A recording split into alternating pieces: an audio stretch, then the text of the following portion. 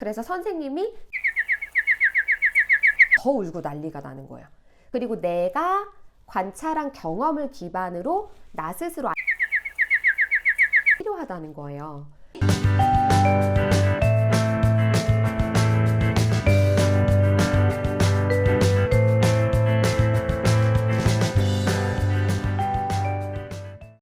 그래서 이제 엄마는 전반적으로 속으로는 이해가 안 되더라도 보이는 다양한 짜증이나 감정, 불편의 어떤 정서적인 반응들을 아이가 지금 받아들이기가 어렵구나로 이해하고 읽어주시고, 그럼에도 불구하고 이거가 왜 그런 건지 설명해주는 어른이었어요. 근데 이제 어린이집에 가게 되면 일단 문제가 뭐냐 하면 집은 태어나서부터 계속 컸던 데니까 익숙한 게 더 많잖아요. 근데 익숙한 게 더 많은 데에서 되게 작은 차이나 작은 어떤 불편함 혹은 작은 새로움만 경험하게 돼요, 집에서는. 왜냐면 전반적으로 익숙하니까.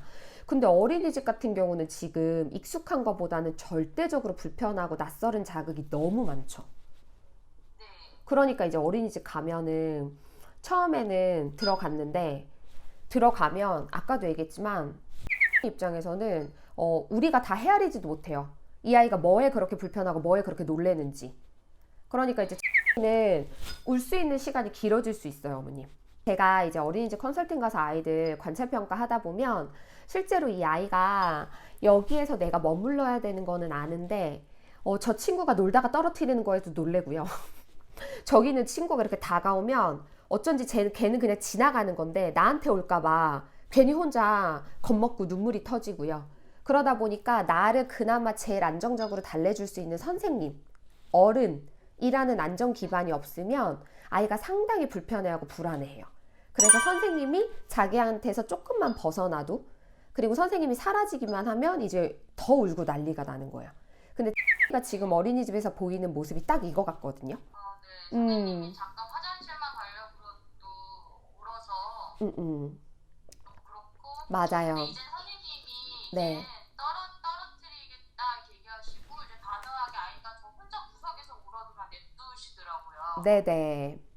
근데 이제 그렇게 구석에서 울면은 어느 정도 울고 나서 다시 회복해서 온다고 하던가요? 그리고 점심시간 되면은 그때는 또 이제는 괜찮아졌는지 선생님이 머리 이렇게 이쁘게 묶어주면 네. 묶고 또 나와요. 그러니까 네네네네. 서운할 때는 울지 않고 나와요. 네. 항상. 네. 그래서 어머님, 가 집에 있다가 어린이집으로 딱 옮기는 오전 시간 있잖아요. 그때 한테는 뭐냐면 집이라는 편안한 공간에서 어린이집이라는 낯설고 불편하고 불안한 자극투성이.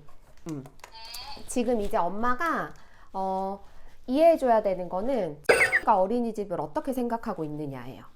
한테 집이라는 공간은 너무나도 익숙하고 뭐 낯설고 새로워 봤자 익숙한 거 대비 되게 조금 새롭고 조금 낯선 거죠. 그죠? 작은 변화들이 있어 봤자. 근데 어린이집은 너무 다른 공간이잖아요. 거기가 구성되어 있는 물리적인 공간도 그렇고 환경도 그렇고 선생님들도 다 다르고 친구들도 너무 다 다르죠. 그래서 아침 오전 시간에 가장 편안함을 느끼던 집에서 어린이집으로 전환되는 거, 공간이 이동된다라는 거는 엄청난 도전 과제예요. 근데 이제 감사하게도 좀 몇 번 다니니까 울기는 해도 나름 들어갈 땐 또 안 울어주기도 하고 들어가고 나서 10분 있다 울기도 하고, 그죠? 그래서 이제 또 집에서 어린이집으로 이동해서 들어가는 거가 그래도 받아들이고는 있는 건데 막상 또 담대하게 받아들이고 들어가고 나면 어때요?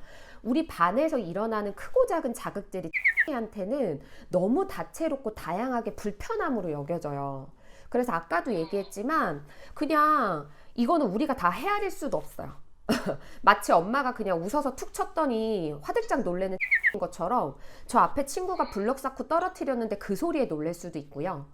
친구가 그냥 내 앞을 지나가는 건데 나한테 올까봐 먼저 그냥 을에 겁먹을 수도 있어요.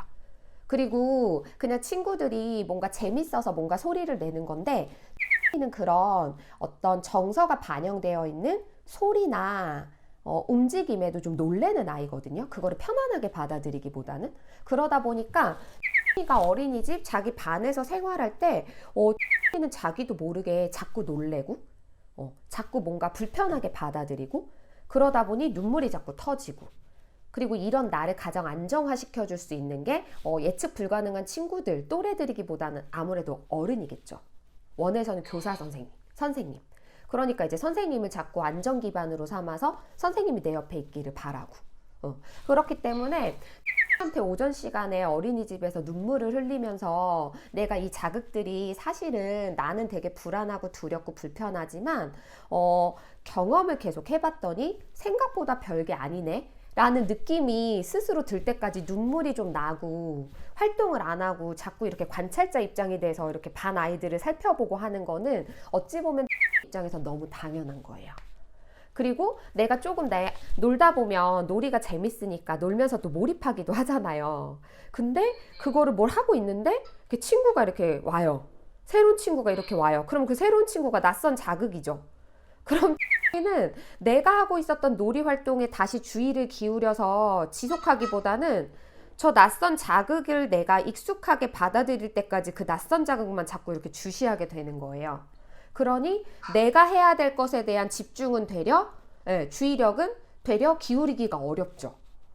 그러니까 이제 는 내가 뭔가 내 것에 차라리 집중을 하고 내 걸 놀면서 시간을 보내면 좀 나을 것 같은데 그러다가도 큰 소리가 나거나 그러다가도 내가 예측하지 못한 어떤 움직임이나 사물이나 대상이 등장하면 거기에 또 주의를 뺏기고 그걸로부터 느껴지는 내 감정이 안정화될 때까지는 가만히 또 지켜보면서 시간을 가져야 되는 아이인 거예요.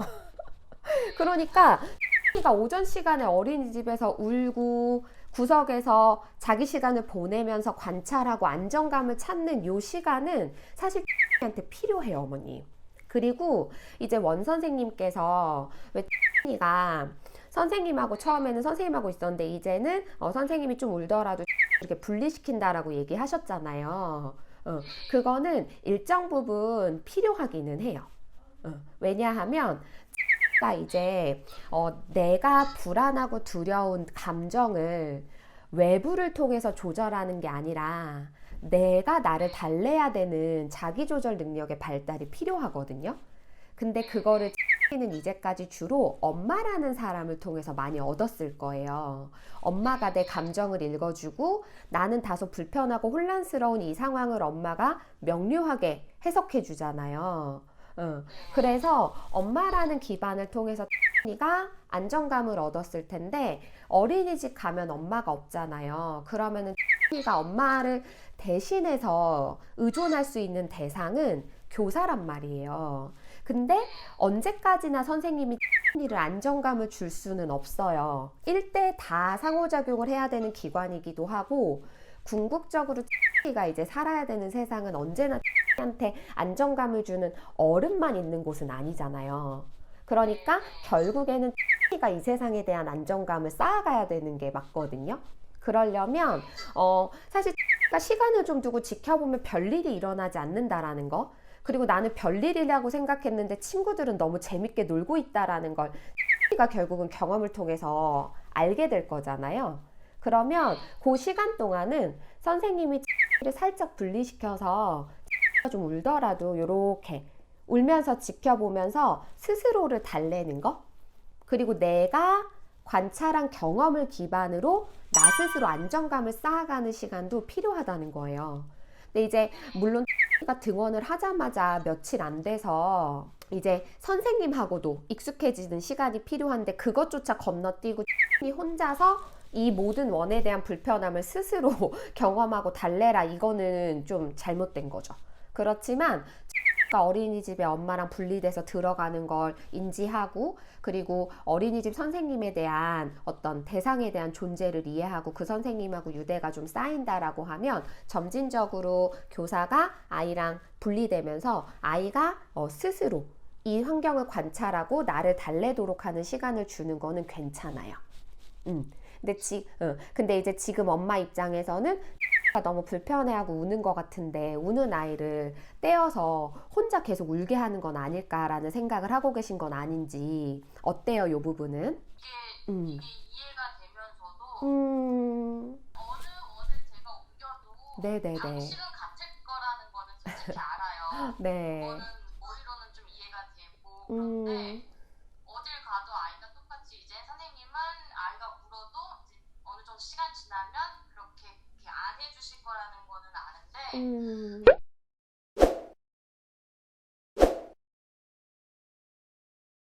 언니가 어린이집에서 식사를 할 수 있게 성장하는 거 너무 중요하거든요. 집에서만 밥을 먹을 수 있는 건 아니고, 그리고 는 어찌됐건 전반적으로 새로운 거 내가 경험하지 못한 걸 받아들이는 게 불편한 아이잖아요. 그러니까 이제 식사를 하는 데 있어서도 식판에다 먹는 거, 일단 원해서 식사를 하는 거 자체가, 그리고 그 반찬이나 거기서 나오는 음식물이 엄마가 제공해 주는 거랑은 또 다를 거니까, 그리고 내가 한 번도 안 먹어본 냄새와 맛, 질감이 또 등장을 하겠죠.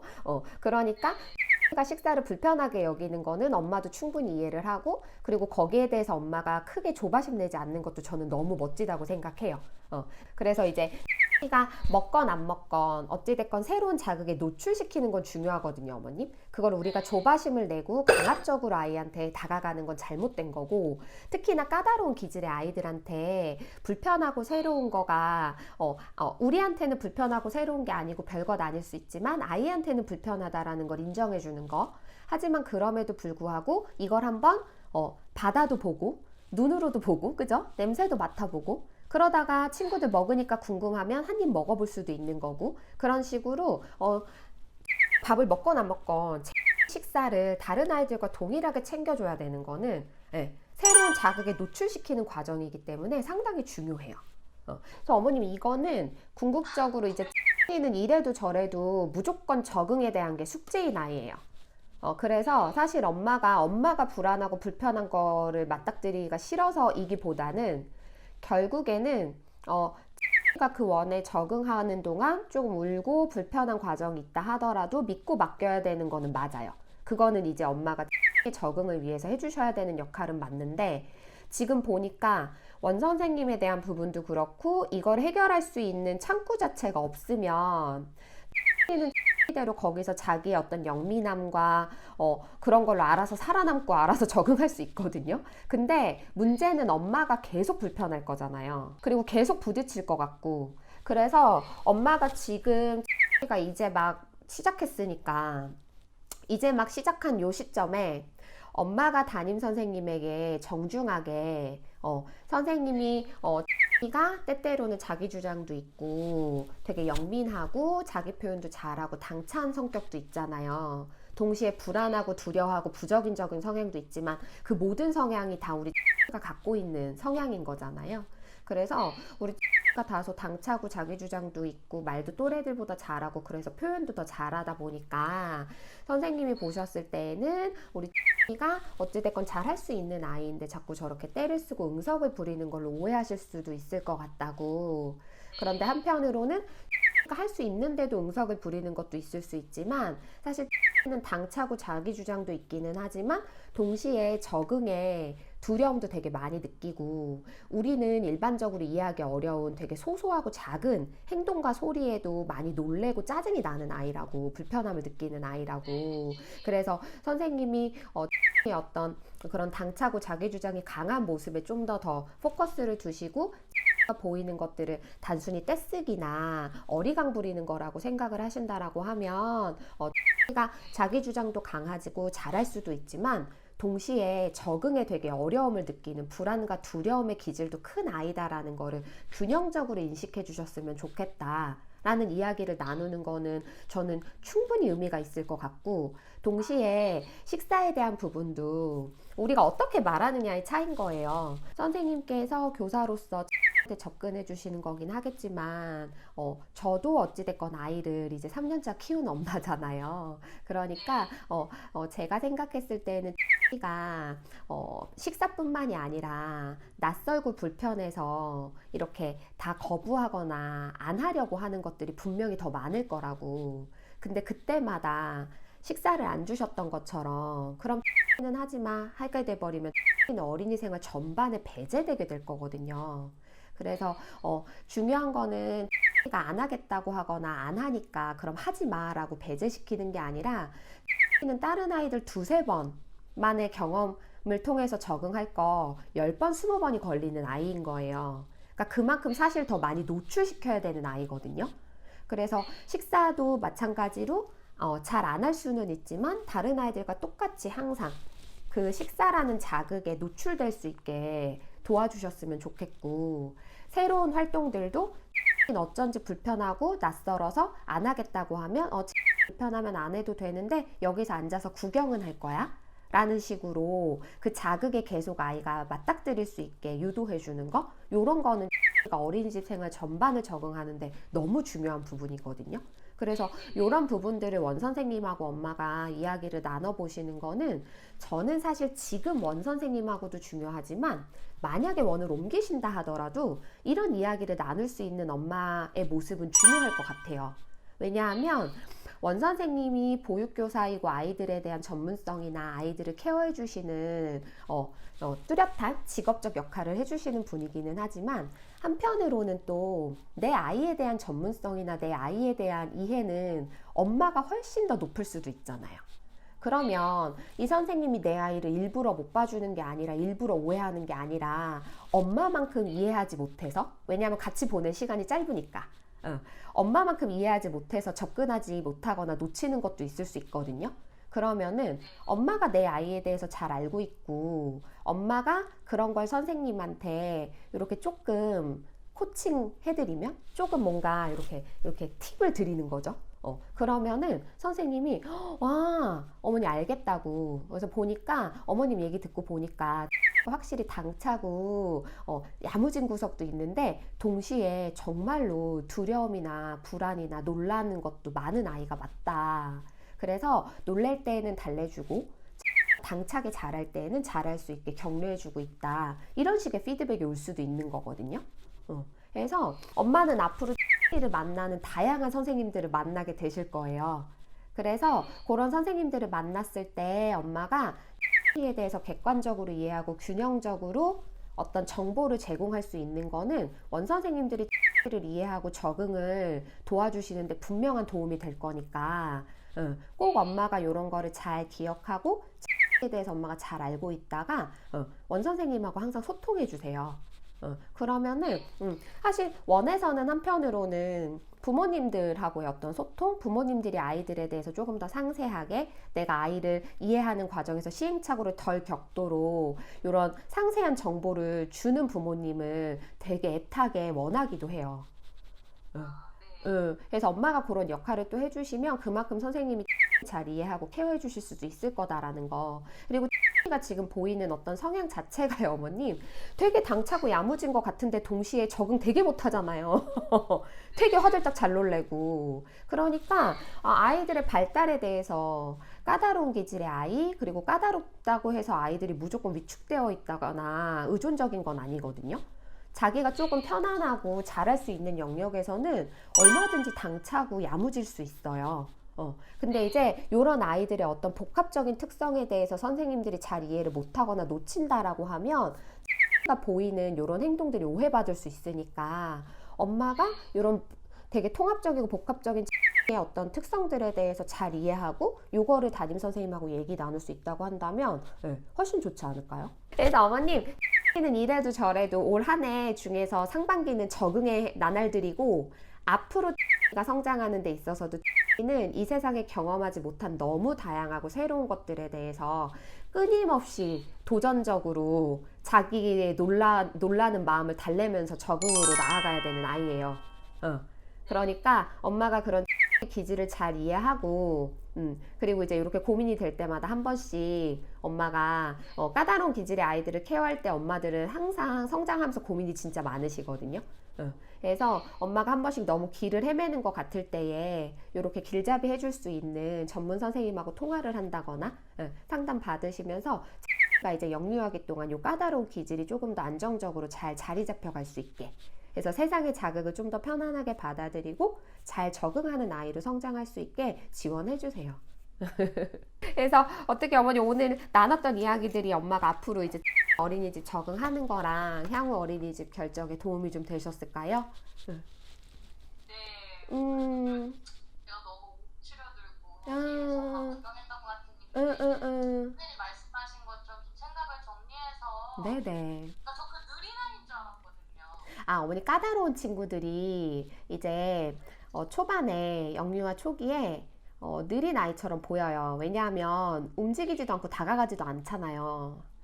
네네. 낯설고 어색하니까 그리고 너무 불편하고 두려워서 움직일 수가 없어요. 응. 네. 그래서 이제 까다로운 기질의 아이들 중에서 실제로 불안이 너무 극도로 높고 한 친구들은 발달도 느려지는 게 맞아요.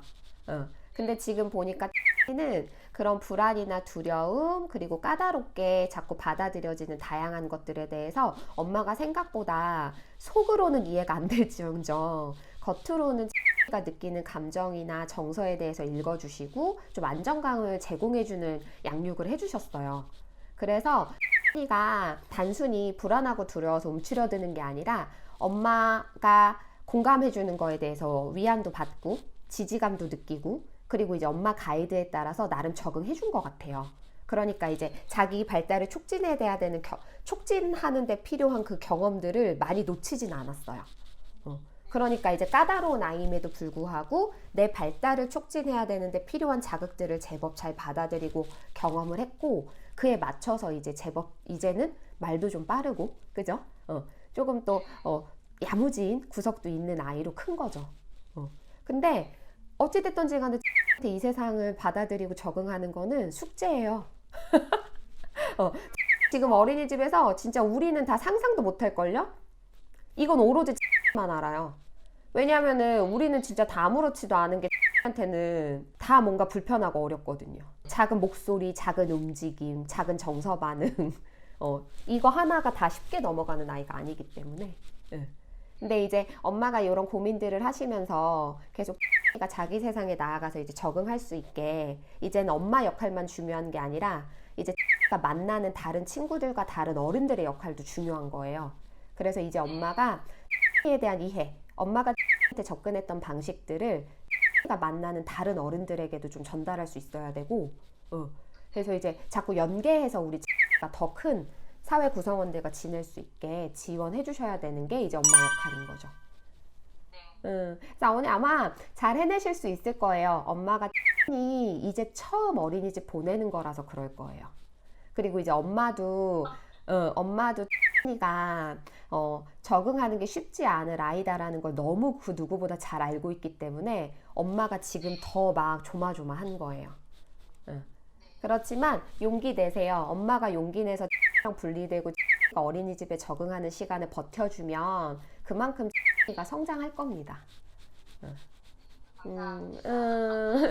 그래서 앞으로 엄마가 조금 더 안정적이고 편안하게 잘 지낼 수 있기를 바라고요. 혹시 관련해서 엄마가 또 큰 고민이 있거나 혼란스러운 시기가 오면 꼭 또 연락 주세요. 이야기 또 나눠요.